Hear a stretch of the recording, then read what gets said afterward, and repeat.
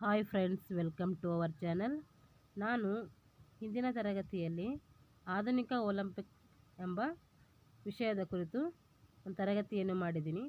ಅದಕ್ಕೆ ಸಂಬಂಧಪಟ್ಟಂತೆಯೇ ಏನು ಮಾಡೋಣ ಅಂದರೆ ಅದರ ಮೇಲೆ ಬರುವಂತಹ ಮುಖ್ಯವಾದ ಪ್ರಶ್ನೆಗಳು ಯಾವ್ಯಾವು ಅಂತೇಳಿ ಇವತ್ತಿನ ತರಗತಿಯಲ್ಲಿ ನೋಡೋಣ.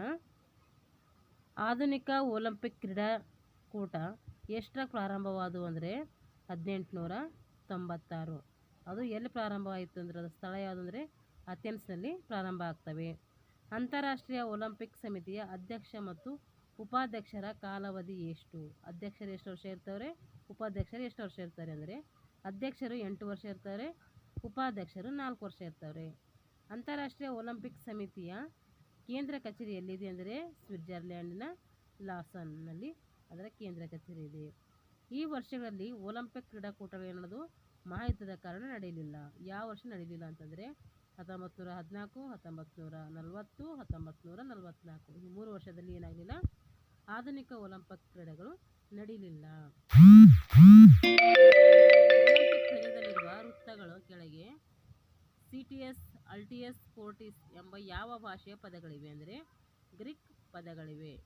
ಹೆಪ್ರಾಡಿನ್, ಗ್ರೀಕ್ ಪದಗಳಂದರೆ ಒಂದು ಅರ್ಥ, ಹೆಪ್ರಾಡಿನ್ ಅಂದ್ರೂ ಒಂದೇ ಅರ್ಥ. ಆಧುನಿಕ ಒಲಿಂಪಿಕ್ ಕ್ರೀಡಾಕೂಟವು ನಡೆಯುವ ದಿನಗಳ ಕಾಲ ಎಷ್ಟು ಕಾಲ ನಡೀತದೆ ಅಂತಂದರೆ 16 ದಿನಗಳವರೆಗೆ ನಡೀತವೆ. 2016ರ ಒಲಿಂಪಿಕ್ ಕ್ರೀಡಾಕೂಟ ನಡೆದಿದ್ದು ರಿಯೋ ಡಿ ಜನೈರ್ನಲ್ಲಿ, ಅದು ಬರೋದು ಬ್ರೆಜಿಲ್ನಲ್ಲಿ.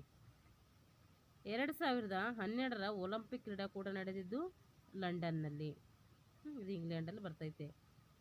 IOC ಒಲಿಂಪಿಕ್ನ ಶಾಶ್ವತ ನಿಯಂತ್ರಣ ಕಮಿಟಿ ಸ್ಥಾಪನೆಯಾಗಿದೆ ಯಾವಾಗಂದರೆ 1894. ಆಧುನಿಕ ಒಲಿಂಪಿಕ್ನ ಪಿತಾಮಹ ಫ್ರಾನ್ಸ್ ಬ್ಯಾರನ್ ಡಿ ಕೂಬರ್ಟಿನ್. ಒಲಿಂಪಿಕ್ ಕ್ರೀಡೆಗಳ ಪುನಶ್ಚೇತನ ಬಗ್ಗೆ ಯಾವ ಸರ್ಕಾರಕ್ಕೆ ಒಪ್ಪಿಸಲಾಯಿತು ಅಂದರೆ ಫ್ರೆಂಚ್ ಸರ್ಕಾರಕ್ಕೆ ಏನು ಮಾಡಿದ್ರು, ಅದರ ಪುನಶ್ಚೇತನದ ಬಗ್ಗೆ ಒಪ್ಪಿಸಿದರು. ಬ್ಯಾರನ್ ಡಿ ಕೂಬರ್ಟಿನ್ ಅವರಿಗೆ ಫ್ರೆಂಚ್ ಸರ್ಕಾರ ನೀಡಿದ ಆರ್ಥಿಕ ನೆರವು ಸಾಲದೆ ಹೋದಾಗ ಕ್ರೀಡೆಗಳ ಸಂಘಟನೆ ಮತ್ತು ಕ್ರೀಡಾಂಗಣವನ್ನು ಕಟ್ಟಲು ಸಹಕಾರ ನೀಡಿದವರು ಯಾರಂದರೆ ಜಾರ್ಜೆ ಯವ್ರೆಫ್, ಅಂದರೆ ಅಲೆಕ್ಸಾಂಡ್ರಿಯಾ ಅರೇಬಿಯಾ ವರ್ತಕ ಇವನು. 1984ರಲ್ಲಿ ಸ್ಥಾಪನೆಯಾದ ಅಂತಾರಾಷ್ಟ್ರೀಯ ಒಲಿಂಪಿಕ್ ಸಮಿತಿಯ ಮೊದಲ ಅಧ್ಯಕ್ಷರು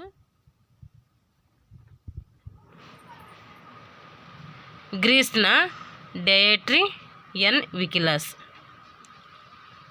ಫ್ರಾನ್ಸ್ ಬ್ಯಾರನ್ ಡಿ ಕೂಬರ್ಟಿನ್ ಅವರು ಅಂತಾರಾಷ್ಟ್ರೀಯ ಒಲಿಂಪಿಕ್ಗೆ ಅಧ್ಯಕ್ಷರಾಗಿದ್ದ ಕಾಲಾವಧಿ ಎಷ್ಟಂದರೆ 1896ರಿಂದ 1956 ಅವ್ರಿಗೆ ಏನು ಮಾಡ್ತಾರೆ, ಅಧ್ಯಕ್ಷರಾಗಿರ್ತಾರೆ. ಒಲಿಂಪಿಕ್ ಧ್ವಜದ ಬಣ್ಣ ಬಿಳಿ ಬಣ್ಣ, ಅಂದರೆ ಬಟ್ಟೆ ಯಾವುದಿರ್ತದೆ ಅಂದರೆ ರೇಷ್ಮೆ ಬಟ್ಟೆ ಇರ್ತೈತೆ.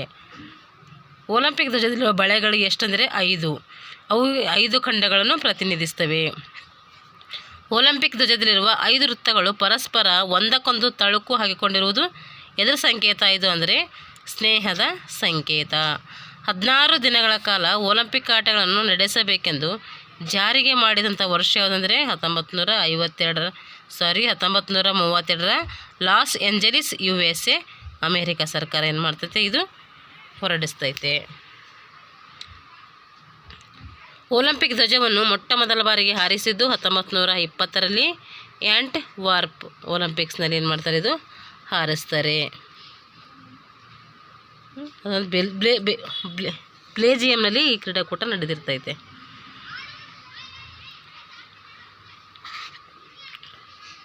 ಒಲಿಂಪಿಕ್ ಕ್ರೀಡೆಗಳು ಎಷ್ಟು ವರ್ಷಗಳು ನಡೀತವೆ ಅಂದರೆ 4 ವರ್ಷಗಳಿಗೊಮ್ಮೆ ಏನು ಮಾಡ್ತವೆ, ಒಲಿಂಪಿಕ್ ಕ್ರೀಡೆಗಳು ನಡೀತವೆ. ಆಧುನಿಕ ಒಲಿಂಪಿಕ್ ಕ್ರೀಡಾಕೂಟದ ಮೂಲ ಆಶಯ ಏನಾಗಿದೆ ಅಂದರೆ ವಿಶ್ವದಲ್ಲಿ ಶಾಂತಿ ಮತ್ತು ಸೌಹಾರ್ದತೆಯನ್ನು ಬೆಳೆಸಬೇಕು ಅಂತೇಳಿ ಇದರ ಉದ್ದೇಶ ಆಗಿರ್ತೈತಿ. ಓಡುವವರನ್ನು, ಕತ್ತೆ ವರಸೆಯವರನ್ನು ಕ್ರೀಡೆಗಾಗಿ ವಿದೇಶಗಳಿಗೆ ಕಳಿಸೋಣ, ಆಗ ಪ್ರಪಂಚದಲ್ಲಿ ಶಾಂತಿ ನೆಲೆಸಿತ್ತು ಎಂದು ಘೋಷಣೆ ಕೂಗಿದವರು ಕೂಬರ್ಟಿನ್. ಅಂತಾರಾಷ್ಟ್ರೀಯ ಒಲಿಂಪಿಕ್ ಕ್ರೀಡಾಕೂಟ ನಡೆಸುವ ಕಾರ್ಯ ವಿಧಾನಗಳ ವಸ್ತುವರಿ ನೋಡಿಕೊಳ್ಳುವ ಸಂಘ ಅಂತಾರಾಷ್ಟ್ರೀಯ ಒಲಿಂಪಿಕ್ ಸಮಿತಿ. ಒಲಿಂಪಿಕ್ ಧ್ವಜದಲ್ಲಿರುವ 5 ವೃತ್ತ ಬಣ್ಣದ ಸರಿಯಾದ ಕ್ರಮ ನೀಲಿ, ಹಳದಿ, ಕಪ್ಪು, ಹಸಿರು, ಕೆಂಪು. ಅತ್ಯಾಧುನಿಕ ಕ್ರೀಡೆಗಳನ್ನು ಕಂಡುಹಿಡಿದ ದೇಶ USA ಅಮೇರಿಕ. ಭಾರತೀಯ ಒಲಿಂಪಿಕ್ ಸಮಿತಿಯಿಂದ ಪದಚ್ಯುತಗೊಂಡ ಅಧ್ಯಕ್ಷರು ಸುರೇಶ್ ಕಲ್ಮಡಿ. ಭಾರತದ ಒಲಿಂಪಿಕ್ ಸಂಸ್ಥೆ ಸ್ಥಾಪನೆಯಾಗಿದ್ದು 1928. ಒಲಿಂಪಿಕ್ ಕ್ರೀಡೆಗಳ ಸಮಾರೋಪ ಸಮಾರಂಭದಲ್ಲಿ ಮುಕ್ತಾಯ ಘೋಷಣೆ ಹೇಳುವವರು ಮತ್ತು ವಂದನೆಯನ್ನು ಸಲ್ಲಿಸುವವರು ಯಾರೆಂದರೆ IOC ಅಧ್ಯಕ್ಷರು. 2012ರ ಒಲಿಂಪಿಕ್ ಕ್ರೀಡಾಕೂಟದ ಆತಿಥೇಯ ರಾಷ್ಟ್ರ ಗ್ರೇಟ್ ಬ್ರಿಟನ್. ಆಧುನಿಕ ಮಾದರಿಯ ಜ್ಯೋತಿಯನ್ನು ಸೇರ್ಪಡೆ ಮಾಡಿದ್ದು 1900 ಬರ್ಲಿನ್ ಒಲಿಂಪಿಕ್ನಲ್ಲಿ. 1936 ಬರ್ಲಿನ್ ಒಲಿಂಪಿಕ್ನಲ್ಲಿ ಏನು ಮಾಡ್ತಾರೆ, ಇದನ್ನು ಸೇರ್ಪಡೆ ಮಾಡ್ತಾರೆ. ಒಲಿಂಪಿಕ್ ಕ್ರೀಡಾಕೂಟದಲ್ಲಿ ಒಲಿಂಪಿಕ್ ದ್ವೀಪದ ಬಳಕೆ ಈ ವರ್ಷದಲ್ಲಿ ತರಲಾಯಿತು ಅಂದರೆ 1928. ಒಮ್ಮೆ ಒಲಿಂಪಿಕ್ ವಿಚಾರ ತತ್ವಜ್ಞಾನಕ್ಕೆ ಜೀವ ತುಂಬಿದರೆ ಸಾಕು, ಅದು ವಿಶ್ವರೂಪ ತಾಳುವುದರಲ್ಲಿ ಅನುಮಾನ ಇಲ್ಲ ಅಂತ ಹೇಳಿದವರು ಕ್ಯೂಬರ್ಟಿನ್. ಒಲಿಂಪಿಕ್ ಕ್ರೀಡಾಕೂಟದಲ್ಲಿ ಉದ್ಘಾಟನಾ ಸಮಾರಂಭದಲ್ಲಿ ಯಾವ ದೇಶ ಪಥಸಂಚಲನದಲ್ಲಿ ಮೊದಲಿಗೆ ಬರುತ್ತದೆ ಅಂದರೆ ಗ್ರೀಕ್ ದೇಶ. ಒಲಿಂಪಿಕ್ ಭೂಮಿ ನನ್ನದು, ಅದರ ಆತ್ಮ ಮತ್ತು ಪ್ರಜ್ಞೆಯನ್ನು ಪುನಃ ಜೀವಂತವಾಗಿಸುವೆ ಅಂತ ಹೇಳಿದವರು ಕ್ಯೂಬರ್ಟಿನ್. ಯಾವ ಒಲಿಂಪಿಕ್ ಕ್ರೀಡಾಕೂಟದಲ್ಲಿ ಮೊದಲ ಬಾರಿಗೆ ನಿಮ್ನ ಮಸೂರದ ಮೂಲಕ ಒಲಿಂಪಿಕ್ ಕ್ರೀಡಾಕೂಟ ಜ್ಯೋತಿಯನ್ನು ಬೆಳಗಿಸಿದರು ಅಂದರೆ 1912ರ ಒಲಿಂಪಿಕ್ನಲ್ಲಿ. ಒಲಿಂಪಿಯಾ ಎಂಬ ಸ್ಥಳ ಯಾವ ಎರಡು ನದಿಗಳ ಮಧ್ಯೆ ಇದೆ ಅಂದರೆ ಅಲ್ಟಿಯಸ್ ಮತ್ತು ಕೋಡಿಯಸ್. ಒಲಿಂಪಿಕ್ ಧ್ವಜವನ್ನು ರೂಪಿಸಿದವರು ಕ್ಯೂಬರ್ಟಿನ್. ಕ್ಯೂಬರ್ಟಿನ ನಿಧನವಾದ ವರ್ಷ 1973 ಸೆಪ್ಟೆಂಬರ್ 2. ಕ್ಯೂಬರ್ಟಿನ್ ಅವರ ತಂದೆ ತಾಯಿ ಚಾರ್ಲ್ಸ್ ಮತ್ತು ಆಶಾದೇವಿ. ಒಲಿಂಪಿಕ್ ಕ್ರೀಡೆಗಳಲ್ಲಿ ಪ್ರಥಮವಾಗಿ ಮಹಿಳೆಯರು ಭಾಗವಹಿಸಿದ್ದು 1900ರಲ್ಲಿ. ಕ್ಯೂಬರ್ಟಿನ್ ಅವರ ಪತ್ನಿ ಮೇರಿ ರೋಥನ್. ಒಲಿಂಪಿಕ್ ಜ್ಯೋತಿ ಆರಂಭಿಸಿದವರು ಕಾರ್ಲ್ ಡಯೋಮ್. ಒಲಿಂಪಿಕ್ ಅಮರಗೀತೆಯನ್ನು ಕನ್ನಡಕ್ಕೆ ಅನುವಾದಿಸಿದವರು 1996ರ KG ನಾಡ್ಗೀರ್. ಆಧುನಿಕ ಒಲಿಂಪಿಕ್ ಕ್ರೀಡಾಕೂಟ ಪ್ರಾರಂಭವಾದ ವರ್ಷ ಏಪ್ರಿಲ್ 4, 1896. ಒಲಿಂಪಿಕ್ ಧ್ವಜವನ್ನು ರೂಪಿಸಿದವರು ರೆವರೆಂಡ್ ಡೀಡಾ. ಒಲಿಂಪಿಕ್ ಧ್ವಜದ ಉದ್ದ ಮತ್ತು ಅಗಲ 3 × 2 ಮೀಟರ್. ಒಲಿಂಪಿಕ್ ಧ್ಯೇಯವಾದಂತಹ CTS, ಅಲ್ಟಿಯಸ್, ಫೋರ್ಟಿಸ್ ಇನ್ನಷ್ಟು ವೇಗ, ಎತ್ತರ, ದೂರ ಇದನ್ನು ನೀಡಿದವರು ಯಾರೆಂದರೆ ಕ್ಯೂಬರ್ಟಿನ್. ಒಲಿಂಪಿಕ್ ಧ್ವಜವನ್ನು ವಿನ್ಯಾಸಗೊಳಿಸಿದವರು ಕ್ಯೂಬರ್ಟಿನ್. ಒಲಿಂಪಿಕ್ ಧ್ಯೇಯವಾದ CTS ಅಂದರೆ ಏನು ಅಂದರೆ ಇನ್ನಷ್ಟು ವೇಗ, ಹಾಗೆ ಅಲ್ಟಿಯಸ್ ಅಂದರೆ ಇನ್ನಷ್ಟು ಎತ್ತರ. ಒಲಿಂಪಿಕ್ ಜ್ಯೋತಿಯನ್ನು ಹೊತ್ತು ತರುವ ಪದ್ಧತಿಯನ್ನು ಮೊದಲಿಗೆ ಜಾರಿಗೆ ತಂದವರು PRD ಕ್ಯೂಬರ್ಟಿನ್. ಒಲಿಂಪಿಕ್ ಧ್ವಜದಲ್ಲಿರುವ 5 ರಿಂಗ್ಗಳಲ್ಲಿ ಕೆಂಪು ರಿಂಗ್ ಆಸ್ಟ್ರೇಲಿಯಾ ಖಂಡವನ್ನು ಸೂಚಿಸಿದರೆ ಹಳದಿ ರಿಂಗ್ ಏನನ್ನು ಸೂಚಿಸುತ್ತದೆ ಅಂದರೆ ಏಷ್ಯಾ ಖಂಡ. ಮೊದಲ ಆಧುನಿಕ ಒಲಿಂಪಿಕ್ನಲ್ಲಿ ಭಾಗವಹಿಸಿದ ಒಟ್ಟು ರಾಷ್ಟ್ರಗಳು 13. ಒಲಿಂಪಿಕ್ನಲ್ಲಿ ಪ್ರಥಮವಾಗಿ ಚಿನ್ನದ ಪದಕ ನೀಡುವಂಥ ಜಾರಿಗೆ ಬಂದ ವರ್ಷ 1904. ಒಲಿಂಪಿಯಾಡ್ ಎಂದರೆ 2 ಒಲಿಂಪಿಕ್ ಕ್ರೀಡಾಕೂಟಗಳ ನಡುವೆ ಇರುವ ಅವಧಿ. ಅಂತಾರಾಷ್ಟ್ರೀಯ ಒಲಿಂಪಿಕ್ ಸಮಿತಿಯ ಅಧ್ಯಕ್ಷರ ಮುಖಾಂತರ ಮುಂದೆ 4 ವರ್ಷಗಳ ನಂತರ ಸಂಘಟನೆ ಮಾಡಲಿರುವ ಒಲಿಂಪಿಕ್ ಸಮಿತಿಯ ಅಧ್ಯಕ್ಷನಿಗೆ ಹಸ್ತಾಂತರ ಮಾಡುವ ಧ್ವಜ ಅಲಂಕೃತ ಸ್ಲೇಟಿನ ಧ್ವಜ. ಅಂತಾರಾಷ್ಟ್ರೀಯ ಒಲಿಂಪಿಕ್ ಸಮಿತಿ ವಶದಲ್ಲಿದ್ದ ಧ್ವಜ 5 ವೃತ್ತಗಳ ಧ್ವಜ. ಒಲಿಂಪಿಕ್ ಕ್ರೀಡಾಕೂಟದಲ್ಲಿ ಭಾಗವಹಿಸಿದ ಎಲ್ಲ ಕ್ರೀಡಾಪಟುಗಳಿಗೆ ಕ್ರೀಡಾಕೂಟದ ಸವಿನೆನಪಿಗಾಗಿ ನೀಡಲಾಗುವ ಪದಕ ಸೆವಿನರ್.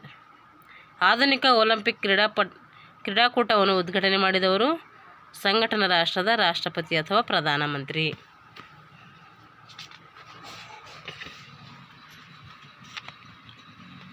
ಆಧುನಿಕ ಒಲಿಂಪಿಕ್ ಕ್ರೀಡಾಕೂಟದ ಉದ್ಘಾಟಕರನ್ನು ಕ್ರೀಡಾಕೂಟ ಉದ್ಘಾಟಿಸಬೇಕೆಂದು ಕೇಳಿಕೊಳ್ಳುವವರು ಯಾರೆಂದರೆ ಆಧುನಿಕ ಒಲಿಂಪಿಕ್ನ ಸಂಘಟನಾ ರಾಷ್ಟ್ರೀಯ ಒಲಿಂಪಿಕ್ ಸಮಿತಿಯ ಅಧ್ಯಕ್ಷರು. ಅಂಗವಿಕಲರ ಒಲಿಂಪಿಕ್ ಕ್ರೀಡೆಗಳ ಸೃಷ್ಟಿಕರ್ತ ಯಾರೆಂದರೆ ಸರ್ ಲುಡ್ವಿಗ್ ಗಟ್ಮನ್. ಅಂಗವಿಕಲರ ಒಲಿಂಪಿಕ್ನ ಸೃಷ್ಟಿಕರ್ತ ಇದಾಯಿತು. ಅಂಗವಿಕಲರ ಕ್ರೀಡಾಕೂಟಗಳನ್ನು ಯಾವಾಗ ಎಲ್ಲಿ ಪ್ರಾರಂಭ ಆಯಿತು ಅಂದರೆ 1960ರ ರೋಮ್ನಲ್ಲಿ ಪ್ರಾರಂಭ ಆಗ್ತೈತೆ. ಒಲಿಂಪಿಕ್ನಲ್ಲಿ ಉದ್ದೀಪನ ಔಷಧಿ ಸೇರಿಸುವುದರ ವಿರುದ್ಧ ವಿಧಿಸುವ ಕ್ರಮ ಜಾರಿಗೆ ತಂದ ವರ್ಷ ಯಾವುದಂದರೆ 1967. International society for Olympic research ಸಂಸ್ಥೆ ಆರಂಭಗೊಂಡಿದ್ದು 1961. ಅಂಗವಿಕಲರ ಕ್ರೀಡಾ ವಿಚಾರ ಯಾವ ದೇಶಕ್ಕೆ ಸಂಬಂಧಪಟ್ಟಿದೆ ಅಂದರೆ ಇಂಗ್ಲೆಂಡ್ ದೇಶಕ್ಕೆ ಸಂಬಂಧಪಟ್ಟಿದೆ. IAAFನ ಕೇಂದ್ರ ಕಚೇರಿ ಇರುವುದು ಮೊನಾಕೋ, ಇಂಗ್ಲೆಂಡ್ನಲ್ಲಿ. ಇದು 1944ರಲ್ಲಿ ಏನಾಗ್ತೈತೆ, ಸ್ಥಾಪನೆ ಆಗ್ತೈತಿ. ಹೀಗೆ ಇಲ್ಲಿಗೆ ಏನಾಯ್ತಂದರೆ ಆಧುನಿಕ ಒಲಿಂಪಿಕ್ ಕ್ರೀಡೆಗಳಿಗೆ ಸಂಬಂಧಪಟ್ಟಂಥ ಏನು ವಿಷಯವನ್ನು ನಾವು ತಿಳ್ಕೊಂಡಿದ್ದೆವೋ ಆ ವಿಷಯದ ಮೇಲೆ ಪ್ರಶ್ನೋತ್ತರಗಳು ಹೆಂಗೆ ಬರ್ತಾವ ಅಂಥೇಳಿ ಅದ್ರ ಬಗ್ಗೆ ನಾವು ಇವಾಗ ನೋಡಿದ್ದೀವಿ. ಅದಕ್ಕೋಸ್ಕರ ಏನು ಮಾಡಬೇಕಂದ್ರೆ ಪ್ರತಿಯೊಂದು ಟಾಪಿಕ್ ಓದಿದ ಮೇಲೆ ಅದಕ್ಕೆ ಸಂಬಂಧಪಟ್ಟಂಥ MCQ ಏನು ಮಾಡಬೇಕು ನಾವು ಬಿಡಿಸೋದರಿಂದ ನಮಗೆ ಇನ್ನೂ ವಿಷಯ ಮನದಟ್ಟು ಹೆಚ್ಚಾಗ್ತದೆ ಅಂತ ಹೇಳ್ತಾ ಎಲ್ಲರೂ ಏನು ಮಾಡಬೇಕಂದ್ರೆ ಈ ದೈಹಿಕ ಶಿಕ್ಷಣ ಶಿಕ್ಷಕರಾಗಲು ಇಚ್ಛಿಸಿದಲ್ಲಿ ಚೆನ್ನಾಗಿ ಏನು ಮಾಡಬೇಕಂದ್ರೆ ಎಲ್ಲ ವಿಷಯಗಳನ್ನು ತಿಳ್ಕೊಂಡು, ಏಕೆಂದರೆ ದೈಹಿಕ ಶಿಕ್ಷಕ ಸಂಬಂಧಪಟ್ಟಂತಹ ವಿಡಿಯೋಗಳು ನಮಗೆ ಜಾಸ್ತಿ ಎಲ್ಲೂ ಕ್ಲಾಸ್ಗಳು ಮಾಡೋದಿಲ್ಲ, ನೋಟ್ಸು ಸಿಗೋದಿಲ್ಲ, ಇವುಗಳೆಲ್ಲ ಶಾರ್ಟೇಜೇ ಅಂದರೆ ಜಾಸ್ತಿ ಸಿಗೋದಿಲ್ಲ. ಅದಕ್ಕೋಸ್ಕರ ಇದ್ದಂಥ ವಿಷಯಗಳನ್ನೇ ನಾವು ನೋಡಬೇಕು, ಚೆನ್ನಾಗಿ ಓದ್ಕೊಂಡು ವಿಷಯವನ್ನು ಮನದಟ್ಟು ಮಾಡ್ಕೊಳ್ಬೇಕು ಅಂತ ಹೇಳ್ತಾ ಇಲ್ಲಿಗೆ ಈ ವಿಡಿಯೋವನ್ನು ಮುಗಿಸ್ತಾ ಇದ್ದೀನಿ. ಮುಂದೆ ಏನು ಮಾಡೋಣ ನಾವು ಅಂದರೆ ಮುಂದೆ ನಮ್ಮ ಸಿಲೆಬಸ್ಗೆ ಯಾವ ವಿಷಯ ಇದನ್ನು ಆ ವಿಷಯ ಕುರಿತು ಮುಂದಿನ ತರಗತಿಯಲ್ಲಿ ಚರ್ಚಿಸೋಣ ಅಂತ ಹೇಳ್ತಾ ಇಲ್ಲಿಗೆ ಈ ವಿಡಿಯೋವನ್ನು ಮುಗಿಸ್ತಾ ಇದ್ದೀನಿ. Thanks for watching.